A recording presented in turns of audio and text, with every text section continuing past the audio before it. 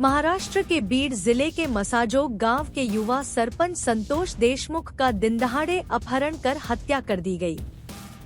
Police ने इस मामले में 2 आरोपियों को गिरफ्तार किया है। घटना से इलाके में तनाव बढ़ गया है और पुलिस मामले की गहनता से जांच में जुटी है।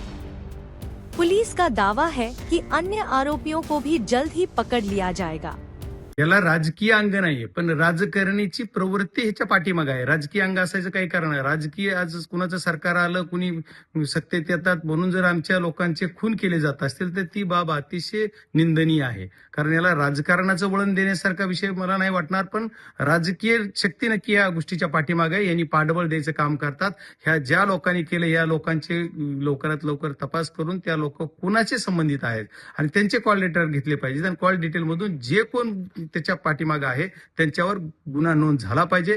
302चा गुन्हा होईल, खंडणीचा गुन्हा होईल, पण जे कोणी पाठीमागे आहेत आमच्याकडे खोटे गुन्हे केले जाते त्या खऱ्या गुन्ह्याला तरी न्याय बीड जिल्ह्यात एसपी आणि पोलीस यंत्रणा देणार का, हा माझ्या तुमच्या दृष्टीतून मला महत्वाचा प्रश्न विचारायचा। याच्या पाठीमागे सत्ताधारी मधले कोणी आहेत का? नाही, मला याच्या पाठीमागे कोण आहे असं आज प्रथमदर्शी मी दिल्लीत आहे, आज मी महाराष्ट्रात पण नाही किंवा माझ्या जिल्ह्यात पण नाहीये। मी आज सेशन चालू असल्यामुळे इथे दिल्लीत आहे, त्याच्यामुळे मला याच्या पाठीमागे कोण नाही। पण ही एवढी कुणाची ताकद वाढती म्हणजे ही कसं एवढी डेअरिंग यांच्यात येते या लोकांमध्ये की डायरेक्ट उचललं जात आहे दिवसा दुपारी।